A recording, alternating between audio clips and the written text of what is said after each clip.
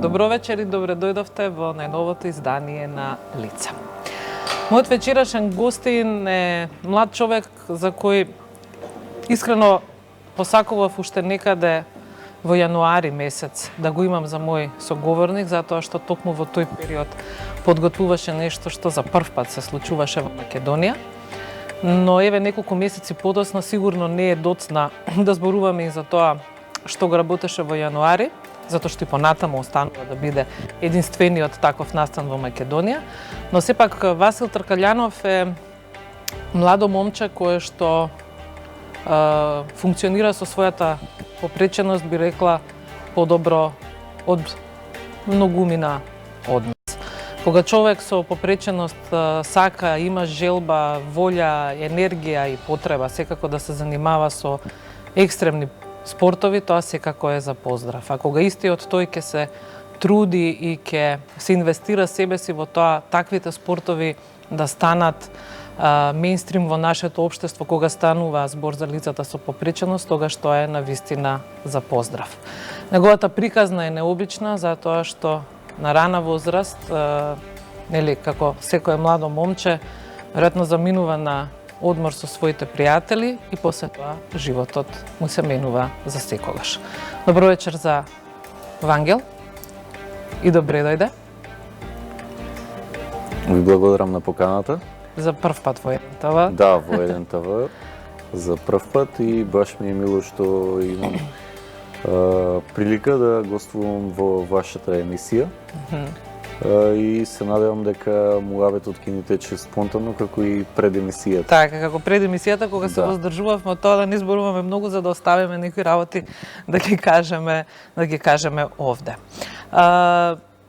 Реков 2005 година е годината кога ти се менува животот, би рекла од корен, затоа што тоа е навистина таква промена. Кога младо момче кое што било полно со живот заради една грешка, нели? Го менува сопствениот животен тек. Потекнуваш од Кочани, таму го поминуваш целото свое детство па и младост, од скоро си во Скопје, би рекле, сам. Но да се вратиме во 2005-та за да некако ги раздробиме сите нешта за кои што сакаме да зборуваме вечерва. 2005-та имаш колку години? 21 и сега во моментов не се осеќам како момче, веќе маж, ама не ми пречи уопште да ме подмладите. Така е. Барем на кратко. Во 2005-та тоа баш како што рековте беше грешка, една единствена, меѓутоа доволна за да ми се промени животот. Веќе разговаравме претходно дали и како би ми се одвивал животот доколку не била таа грешка, дали би живеел поразлично, дали размислувањата ми биле поразлични. И аз не се навраќам често на тие моменти, не размислувам дали животот би ми бил драстично поразличен од ова сега. Се трудам да го живеам животот ова и сега. Да, баш онака како што можам во моментот и да го искористам до максимум. Секако тоа не подразбира веќе такви непромислени ситуации. Се трудам да биде промислено, обмислено претходно. Како се случи таа несреќа? Тоа беше скок во прилично плиток базен. Нешто што многу пати претходно го имав направено. Меѓутоа тогаш беше грешка и од која скокаш на глава? Да, да. Последиците се евидентни. Се случува во Бугарија? Да, во Бугарија, во Сончев брег. Добро. И таму си хоспитализиран за прво време. И Да, тогаш таму- за прв пат ти ја кажуваат веројатно диагнозата. Да, диагнозата беше прилично непријатна да се слушне, дека ќе останам во кревет доколку не сум во кревет, би бил во количка, при што не би можел сам да се движам. Тоа се тие колички за квадриплегија кои што не се баш соодветни за движење сам. И сега кога на момче од 21 година, кое што нели целиот живот е пред него, му се случува таква несреќа, ти ги имаш во тој момент сите потребни елементи за тоа да го пребродиш и побрзо и полесно, колку што може тоа да биде брзо и лесно. Имаш семејство кое што застанува за тебе 100%. Оно колку што јас знам е дека дури твоите и ги напуштаат работните места за да ти се посветат целосно. Кој беше моторот во тие мигови? Дали Вангел или родителите? Па тоа би рекол дека е покомплексно, дека не е толку едноставно да се разграничи докај е мојот удел, докај е уделот на моите родители и на моите другари. Пријатели. Да. Во тој момент, бидејќи тие ми беа несомнено најголемата подршка, родителите од една страна во домот, другарите и пријателите надвор од домот, бидејќи јас ниту еден ден не поминав дома, затворен, а од друга страна вежбав по 6 до 8 часа секој ден, интензивно. За тоа беа задолжени мојата фамилија, најблиските и многу често дел од другарите. Како изгледа тоа кога ќе ти кажат дека имаш диагноза која што ќе или може да те остави во кревет или да те остави во количка и дека нели твоите функции се и тоа како драстично намалени, но според тоа што ти го имаш како избор, покажуваш дека не постојат граници и дека јас ќе пробам се што можам да пробам за да тоа го променам. Не, јас И тоа ти успева. Во ниеден момент не реков дека ќе пробам. Секогаш викав дека ќе го направам тоа. Не се сомневав во мене и во моите способности. Никогаш тоа не беше не бев подвоен со мислењето дали ќе можам или не. Единствена работа во која не успеав, од која уште се немам откажано, е дека еден ден ќе можам да одам. Меѓутоа тоа не ми е приоритет. Приоритет ми е да го поминам делот од животот во количка квалитетно, исто и доколку не би бил исто како и кога не би бил во количка. Твоите кажувања се дека на ниту едно лице со попреченост не му препорачуваш да остане затворено дома, да не дозволува да го совлада депресија или не дај Боже суицидни мисли, туку напротив, вака како што самиот кажа, да излезат надвор, да се социализираат максимално и да се обидат да живеат без ограничување. Суицидните мисли се дел од оваа диагноза. Мислам тоа се статистики кои покажуваат дека зависно од земјата, од условите во кои живеат лица со попреченост, конкретно овој тип на попреченост, параплегија или квадриплегија, во зависност од земјата од 70 до 80% од лицата имаат суицидни мисли, од кои добар дел се и успешни. Да. Најчесто тоа се случува во првите години после повредата и како што и најголем дел од луѓето размислуваат дека попреченоста во поглед на моторика и на движење е најголемата пречка кај овие лица, меѓутоа тоа е некаде на трето или четврто место. Има доста работи кои што се пред моториката која што е попречена во првиот момент. Целата состојба е доста тешка за прифаќање. Твоите години на терапија се прво како бројка долги, се обидуваш се што можеш да направиш. Одиш и во Грција во еден период на рехабилитација и таму скенираш се што можеш да скенираш како направа, за да нешто имплементираш овде, за да кога ќе се вратиш овде си го, да речем, олесниш животот. Иако тука зборуваме за справи кои што пред се во функција на твојата физичка подготвеност. Да, тоа беше во 2008 година. Еден месец бев на рехабилитација во Грција, во Патра. Тоа е еден од најдобрите центри за рехабилитација во регионов. И таму, како што рековте, имаше повеќе справи кои што јас имав прилика да ги направам во домот. Само мала пауза. Ќе замолам режијата да одиме со видеото како функционира Вангел. Тоа е снимено во твојата куќа во Кочани.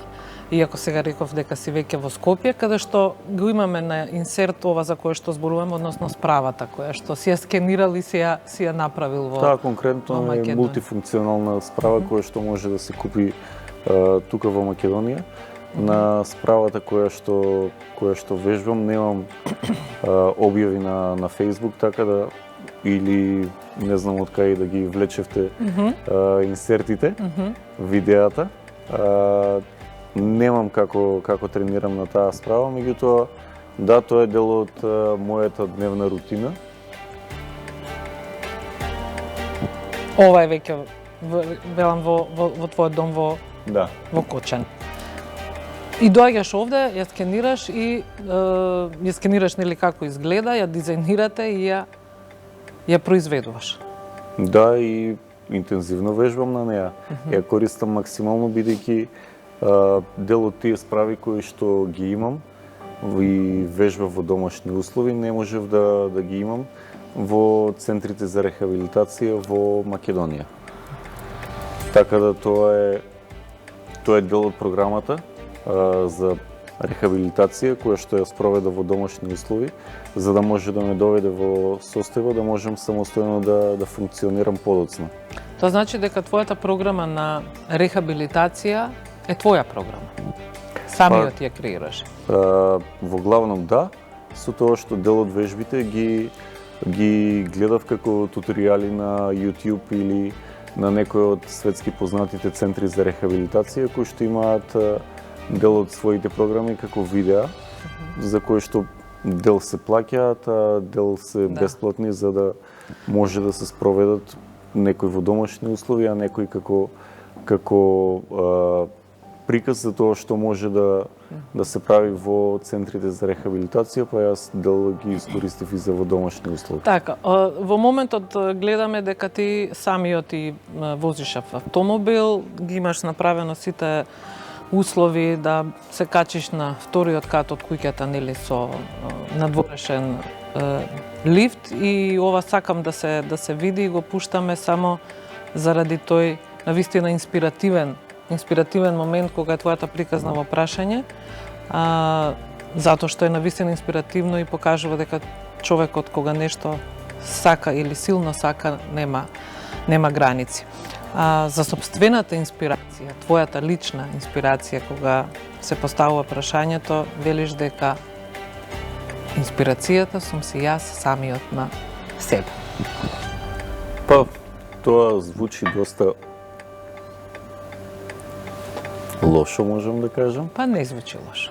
Меѓутоа, како што реков на почеток, мојата самоувереност и истреност ме доведе до моментот, до оваа состојба во која се наоѓам сега. Значи, со оглед на тоа дека во Македонија и лицата со попреченост и лекарите се доста скептични кога е во прашање оваа дијагноза, јас сакав да... Не знам дали е тоа момент на докажување или е момент на себе промоција. Сигурно не е, меѓутоа е момент на исполнување на моите желби, на предизвиците кои што јас сам си ги поставив.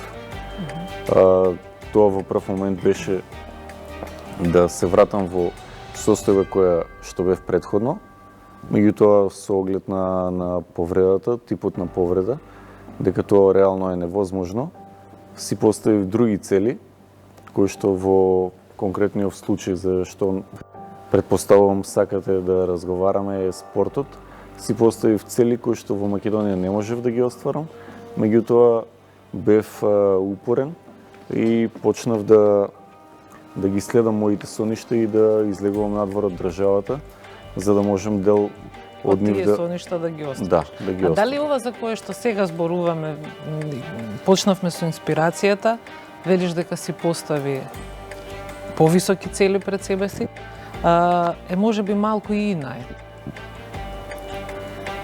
Па често луѓето го перципираат како инает, меѓутоа јас поправо би рекол дека е истрајност. Високи цели и истрајност во процесот. Во обидот да се биде истраен и да се функционира нормално колку што може, зборувавме за овој цел процес на рехабилитација. Во човековата природа е исто така никогаш да не се предава. Имаш зад себе и обид со операција со матични клетки, која што е неуспешна. Прашањето ми е колку таквите обиди кои што ете завршувале неуспешно, те враќале чекори наназад или те демотивирале? Да, ме враќале чекори наназад, конкретно во случајот со таа операција, бидејќи мораше да се исчисти делот каде што е тоа киво од лузна, се оштети дел од раветниот мозок кој што ми причини додатни проблеми, па процесот на рехабилитација морав да го пројдам за рехабилитација и враќање на дел од функциите во моите шаки од почеток. Да, имало проблеми и враќање во процесите наназад, меѓутоа тоа не било причина за да се откажам од се што е како потенцијална можност за одење напред, секако знаејќи ги ризиците што постојат, да се откажам. На Facebook, твојот личен профил, ти си Џони Вокер или Џони Шетачот. Тоа е твој избор. А на профилната фотографија имаш ставено пар чепли. Да. Тоа се се пораки. Да, тоа може да бидат пораки, може да биде... Зошто го направи тоа? Зошто да не? Зошто да не, да. Добро.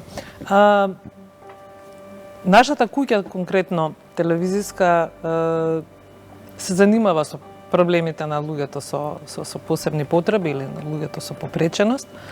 Сакам да речем, оставаме доволно простор.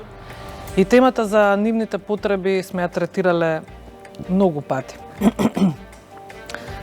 Ти имаш здружение со ултра символично име без ограничување.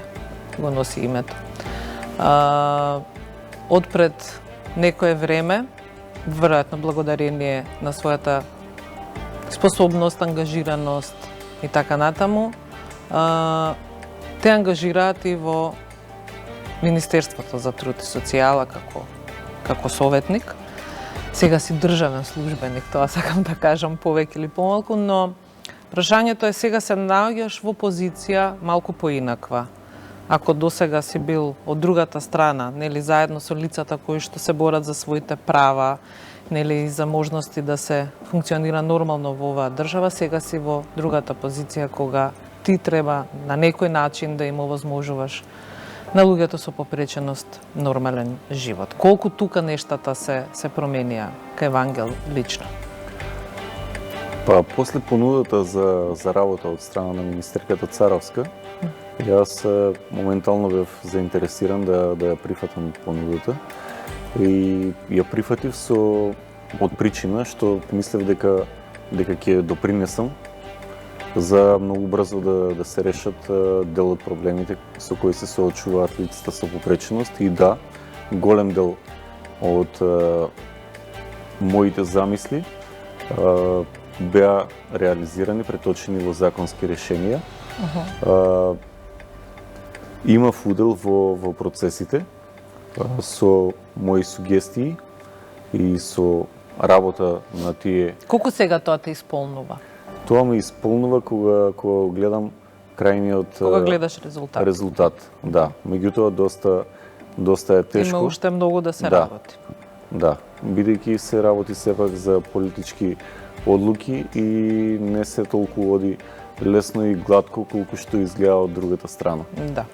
Или како што изгледа кога нешто сите бараме и сакаме сега и веднаш, а за некои работи е потребно време. Да, бидејќи тоа се процеси. Да, она што е за мене најинспиративно во твојата приказна е секако одлуката да се занимаваш со екстремни спортови. Станува збор за летање со параглајдер, за скијање на вода, па за сега нуркање, пливање, тоа веќе не се екстремни. Скијањето исто така не е екстремен спорт, но сепак е спорт кој што на прва за човек со оваа диагноза би било чудно споиво. Но сето тоа ти успева. Па тоа воопшто не е едноставно, иако може на некој од видеата да изгледа. Меѓутоа, се процеси за кои е потребно истреност, време, посветеност и се разбира финансиски средства. Јас после 2 до 3 години после мојата повреда се заинтересирав за дел од екстремните спортови, меѓутоа во Македонија воопшто немав услови за практицирање на било кој од тие спортови. Па дури во 2005 или 2006 година прв пат отидов на скијање во Италија и таму веќе осознав за можностите кои што јас ги имам, бидејќи мојата диагноза е сосема различна од останатите. Кога се прави компарација помеѓу параплегија и квадриплегија, во смисла на повреда на рабетен столб, и видов дека уствари е возможно. И тогаш ми се роди желбата тие спортови кои што можам да ги практикувам во странство, да ги донесам за да бидат опфатени колку е можно повеќе лица со да биде достапно. Да, ние додека зборуваме одат инсерти од летање, требаше да одат инсертите со скијање, но ова е сепак еве ги инсертите со скијање, за тоа што пред малку зборувавме, нели нешто што навиду може би изгледа едноставно, но е далеку од тоа. А настанот за кој што реков дека беше за мене повод да зборуваме во јануари е некако врзан токму за оваа планина што во моментов ја скијаш. Ако не се лажам, ова е во Маврово. Да, ова е во Маврово, популарно наречено жолтиот ски лифт. Жолтиот ски лифт. Настанот за кој што зборуваме дека во јануари успеа да донесеш во Македонија, во Маврово, инструктори кои што ќе работат со лица со попреченост кои што сакаат да скијат. И тоа беше веројатно, како што реков, за прв пат во Македонија. За овој спорт е потребно да се набави и соодветен кадар и соодветна опрема. Да, во конкретниот случај опремата беше набавена, беше донесена од експертите од Велс, од Велика Британија, кои што дојдоа тука, двајца експерти кои што работат во тоа поле во Северна Америка, имаат работено по подолги години и моментално работат низ цела Европа на обучување на тренери за скијање, кои што би биле тренери за скијање за лица со попреченост. Тие двајца експерти обучуваа кај нас 8 тренери за да бидат тренери за лица со попреченост. И беа опфатени 13 лица со попреченост. Сите од Македонија? Не, дел беа од Косово. Неколку лица имаше од Косово. Најголем дел беа од Македонија и еден мој пријател од Бугарија, со кој што заедно почнавме. Сега кога ги анимираш луѓето за да бидат дел од една ваква обука, колку тука своето лично искуство го оставаш на располагање, колку си во позиција да ги мотивираш овие луѓе да пробаат нешто ново? Јас максимално се трудам да се вложам во се што работам, што знае да биде доста истрпувачки, особено кога се спојуваат работата која што ја работам моментално и работите надвор од неа, кои што се после работно време, знае да биде доста истрпувачки. Меѓутоа, мене секако ми представува лична сатисфакција и работите што ми исполнуваат не ги перципирам како нешто што ме замара, иако знам да се почувствувам дека енергијата ми е баш на минимум. Летањето е исто така еден спорт кој што, како што можеа претходно да видат, а ќе видиме подоцна и повеќе, треба да го работите во тандем. Да, ова се инсерти веќе тоа како се подготвувате за летот. Предлагам овде да прекинеме и да најавиме што е тоа што ќе разговараме накусо по блокот реклами кој што следува. А тоа е дека ова летање во последните 2 годините чини 2 скршеници на нозе. Ќе зборуваме за тоа колку и зошто е ризично. Ќе видиме како изгледа кога скијаш на вода, како ти успева тоа од прва, а и секако за се што се твои неостварени желби и потребни во вториот дел од ова издание на Лица. Останете со нас.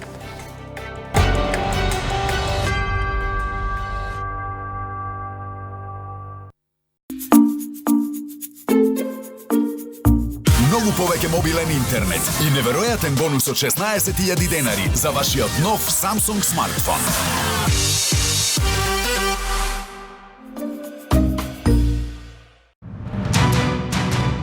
Спектакуларен спортски викенд за сите. Овој викенд сите Макс ТВ корисници ќе може да го гледаат Вардар во пресметката со Барселона и епското финале на Лигата на шампиони. Подгответе се, возбудата кулминира. Да, и тргнав до месара после тоа и ми остана малско во дуќанче ке нас, ама немаше ни месо, ни зеленчук, левот им беше бајат. Ај откажи ја вечерата и ќе договориме за друг пат, може?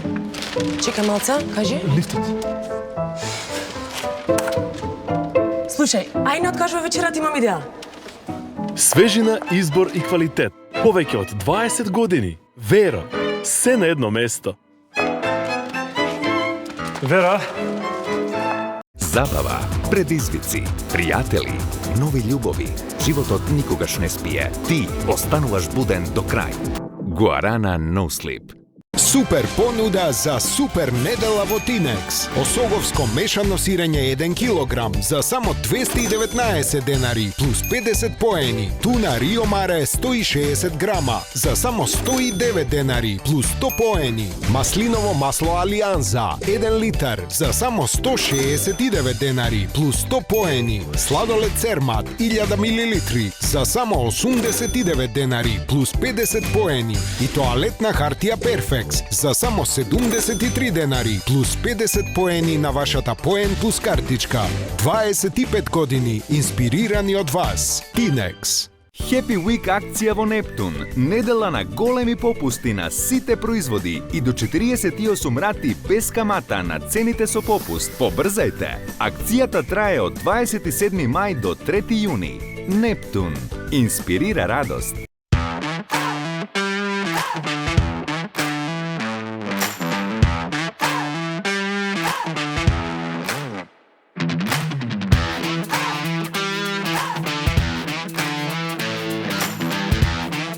Јашар не може да собере толку отпад колку што несовесните граѓани можат да фрлат.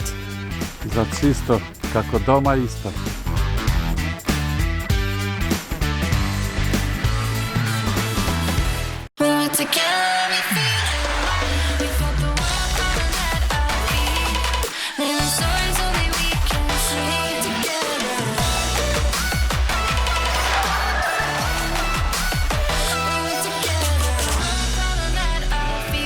Кока-кола подарува 450.000 шишиња. Отвори пакување од 0,5 литри, пронајди го символот шише под капачето и замени го за уште една Кока-кола 0,5 литри. Кога старите млекари го направија за прв пат во 1952 година, знаеа дека ова е рецептот кој треба добро да се чува. Од тогаш, секое јадење е и повкусно и посвежо. Толку многу генерации израснаа со него. Битолско кисело млеко, прво и омилено, уште од 1952 година. Поврзете се со VIP Combo Box и добијте брз интернет дома или во вашата викендичка. Каде и да сте? Едноставно вклучете го уредот и за само 599 денари месечно уживајте во сурфањето. VIP, член на A1 Телеком Австрија групацијата.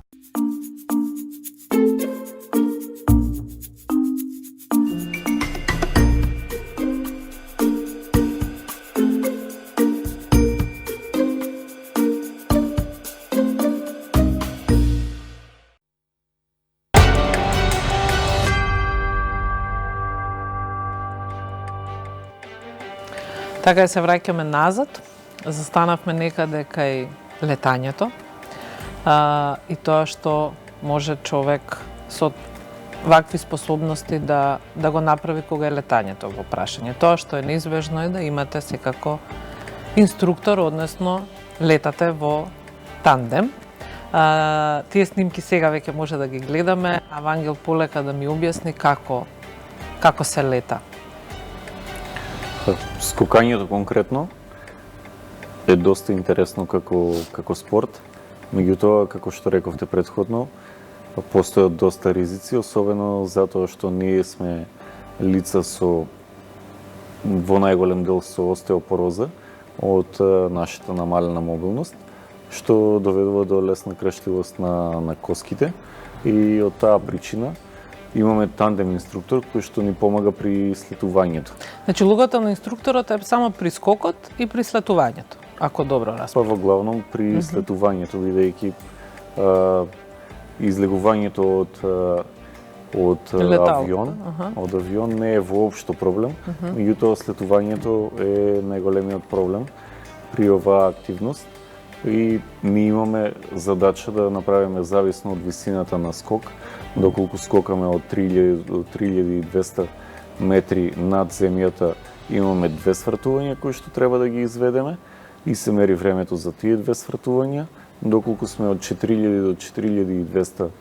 метри над земјата, тогаш имаме 4 свртувања. Така, ова е слетувањето, еве. Овде слета безбедно, но како што реков, во последните 2 години, 3 колку пати? Во последните 2 години, Во последните 2 години, 2 пати. На подколеница. Тоа се случува кога неправилно се изведува слетувањето и Но не си само ти таков пример, велиш на ваквите надпревари, луѓето често завршуваат со скршеници на нозете. Да, како што реков, ризикот постои од причина што имаме остеопороза и не ги контролираме ние нашите долни екстремитети, туку во конкретниот случај тандем инструкторот мора да ни помогне при слетување. И тоа не те демотивира да продолжиш понатаму? Па не би рекол дека ме демотивира, можам да кажам дека во иднина веќе сум попредпазлив и дека ќе бидам уште попредпазлив во поглед на тоа секогаш да се има соодветната опрема и да се скока со веќе поискусни тандем инструктори кои што скокаат подолго време со лица со попреченост, бидејќи тоа бара особена способност, не особени вештини, Не е исто да се скока со лице со попреченост или без попреченост. Искијањето на вода ти било навидум смешно како предизвик, кога ти го нудат прв пат, но тоа не значи дека се откажуваш, нели ти би да пробаш се ако може. Имаме и кратко видео тоа како изгледа твоето прво влегување во вода на скијна вода. Ева го гледаме во моментот. Но она што е интересно е приказната за овој прв обид, а тоа е дека на никого ова не му успеало од прва. Па на никого не му успеало во Хрватска и во Хрватска, во Словенија, екипата во која што си бил. Да, значи тоа беше екипа составена од Србија и Хрвати. И да, како и пред скокање и пред летање, секогаш има шали на тој што прв пат ќе се обиде. И јас во прв момент кога бев на скијање во Словенија, кога ми го предложија скијањето на вода, мислев дека е нереално, далеку од смешно. Мислев дека е нереално, меѓутоа реков дека вреди да се проба ако има начин кој што ќе ми го покажат. Да, би пробав и да, ми успеа од прв пат на изненадување на сите и беше баш воодушевување. Дури јас не очекував дека ќе имам таков резултат од првиот обид. Ништо не е невозможно. Сега си веќе влегуваш во таа улога на ментор на би рекла спортскиот дух на лицата со попреченост и повторно зборувам за спортови кои што се невообичаени, односно за лицата со попреченост скоро и невозможни, односно поточно не ни постојат во Македонија. И ти подготовките кои што ги правиш велиме на суво, физички се спремаш за некој ден надпревар, но да го направиш тоа реално во Македонија, како што е летањево, засега е невозможно. Ајде скијањето, еве полека, можеби ќе го имаме скоро. Тоа е твојата следна, би рекла, голема цел и мисија. Имаш ли разбирање од тие што треба да те разберат, колку е тоа важно? Па секако дека имам разбирање, меѓутоа финансискиот момент е секогаш најпроблематичен и тоа е моментот кој што ако се помине тој праг, да речам, кога веќе може да се обезбедат услови, мислам дека нема да постојат поголеми пречки, бидејќи секогаш може, доколку ние ги немаме тренерите обучени во Македонија, секогаш може да се донесат експерти од странство. Во прв момент тоа беше процес кој траеше 3 години, додека да се реализира првиот ски камп за скијање на лица со попреченост и не е воопшто краток период. Меѓутоа вредеше, се исплатеше и веќе од оваа година продолжуваме. Во процедура сме на набавка на повеќе сетови опрема за скијање. Исто така, сега следна цел ми е да се почне со хендсайклингот во Македонија. Веќе се обезбедени средства за набавка на велосипед од страна на австриската амбасада со организирање на виенскиот бал во Македонија, а исто така подготвуваме и проекти кои што веќе аплицираме на отворени повици, за да може да се направат тие летни кампови на кои што ќе има скијање на вода, нуркање, пливање возење и велосипед. секако хендсайклинг. Да. Низ фотографии ќе можеме да видиме што се Вангел пробал досега, кога се спортовите во прашање, значи и нуркање, и качување на карпа, што исто така навидум изгледа невозможно. А моето прашање, како одлучуваш која е твојата следна цел? Еве, дали е во прашање некој спорт или можеби личен избор? Како одлучуваш која е твојата следна цел? Цел ми е да пробам колку е можно повеќе од спортовите кои што не се конвенционални за лица со попречност, особено кои што не се прифатени во Македонија, и во голем дел тоа ми успева. Од кога ќе ги пробам, сакам да ги мотивирам луѓето во Македонија да се обидат, луѓето со попречност се разбира, да се обидат истите да ги практикуваат, бидејќи спортот во најголема мера влијае на менталното здравје и секако на физичкото здравје кај лицата со попречност, бидејќи со спортот се враќаат и самодовербата и желбата за живот, а се разбира бидејќи неактивноста и намалената моторика кај овие лица влијае на тоа да имаат компликации во поглед на здравствената состојба, кој што не се од самата повреда, меѓутоа секако како производ од неактивноста. Долго време заради процесот на рехабилитација си условно зависен од најблиските кои што ти помагаат и кои што едноставно се тука за да изведеш работи кои што не би можел да ги направиш самиот.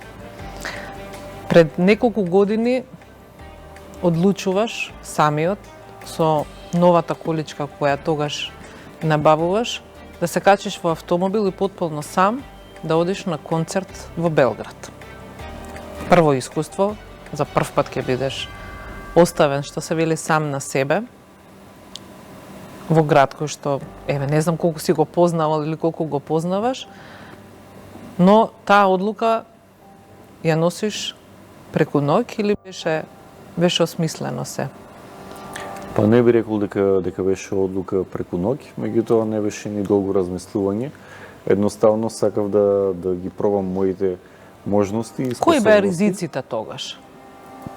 Па почнувајќи од ризикот дека може автомобилот да ми се расиве на пат и едноставно не можам да си помогнам сам на себе, до тоа дека имам потреба да ја вадам и да враќам назад количката во кола сам, со оглед на мојот тип на попреченост. Тоа е доста проблематично и знае да одземе доста време. Ризици како и секаде во Македонија и во регионот се непристапноста, па неможноста да функционирам нормално, како и што беше со хотелот кој што го бирав да биде со Facilities for Disabled. Го избрав, меѓутоа воопшто не соодветствуваше со моите потреби. Па затоа морав и да го гледам концертот, да уживам, а потоа да барам нов хотел, за да можам да имам каде да преспиам, што на крај резултираше со тоа што не најдов, па си тргнав назад со бајлето после концертот. За љубопитните, концертот беше на Роби Вилијамс. Да. Тоа навистина вреди, да се запали кола и да се отиде, меѓутоа храброста која што тогаш си ја собрал, веројатно одредува многу работи кои што понатаму се случуваат, односно состојби како таа дека ти можеш самиот да функционираш. Да, веднаш после тој предизвик, ако можем така да го наречеме, да. Да, отидов повторно во Србија на рафтинг, на Тара и после тоа следуваше и скијањето, скокањето со падобран. Мислам се редеа предизвиците еден по друг. Колку пати досега, можеби некако бројка, но сигурно постојат некакви екстремни случаеви во твоето секојдневие кога си се нашол во безнадежна ситуација? Па не би рекол дека... Како ова, сега ти спомена да ти се расипа автомобилот, сега тоа не е толку безнадежно, но повторно ќе речам како и состојба на умот и физичка состојба кога е прашањето што сега? Па со оглед на состојбата, да, често ми се случувало да имам непредвидени ситуации, од кои што тешко можам да најдам излез сам, меѓутоа никогаш не настапува моментот на паника пред да почнам да размислувам како да се соочам со проблемот. Секогаш првично размислувам како и дали може да го решам сам проблемот, дали може да излезам сам од ситуацијата, доколку не размислувам како да добијам соодветна помош. Оно што јас го забележав и од она што го имавме како разговор претходно, е дека околу себе имаш, еве јас така ќе ја наречам, квалитетна екипа на луѓе, пријатели, кои што можат да те следат. Како велиш ти, и да се физички добро подготвени, за да можат да те следат, но тоа не е мала работа и не е мал, да го наречам, подарок што човек може да го има во животот. Тоа воопшто не е момент кој што треба да се занемари. Јас на самиот почеток од нашиот разговор реков дека фамилијата, меѓутоа и пријателите и другарите, кои што биле со мене во тој момент и кои што се до ден денес со мене, биле моментот кој што ми помогнал да не паднам во депресија, да немам суицидни мисли, да не размислувам негативно. Напротив, секогаш да одам напред. Во ниеден момент моите другари, пријатели не ме оставија да седам дома, доколку забавата била на 4-ти кат, а нема лифт, ќе ме качаја во раце, доколку еве лани бевме на Екзит фестивалот, можев со нив да се качам на секое брдо, преку скали, секаде беа во секој момент со мене. Да, независно од мојата физичка подготвеност, не секогаш можам се сам да завршам и во тие моменти таа поддршка ми била од големо, огромно значење. И се уште ја имаш. Да. Што е многу важно.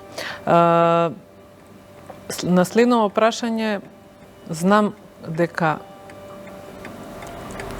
ти и твојата приказна, кој што ги нареков крајно инспиративни, и конкретно ти си многу и над одговорот и над прашањето што ќе го поставам, а тоа е како реагираш на луѓето кои што вперуваат со прст на лицата како што си ти. Па во главном јас немам некои особени лоши реакции. искуства? Не, лоши искуства секогаш секој има. Од народски кажано поплукување,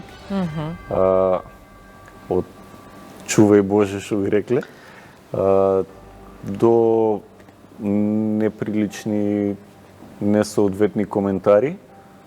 Меѓутоа тоа од сам почеток не ми пречело, бидејќи јас, како што реков, не се доживував како лице со попреченост и дека ќе останам со таа состојба, предпоставувам дека тоа и ми помогнало да тие недолични, несоодветни коментари ги прифатам како нешто лично што се однесува за мене, а со тек на време секако дека тоа го сватив нема да ми биде од помош. Ако размислувам, секако не треба да размислувам никако штета која што може да ја направи самото однесување на тие луѓе, така да не сум воопшто размислувал за нивните постапки. Вагнер со своето вакво животно искуство, што научи досега, што е највредно во животот?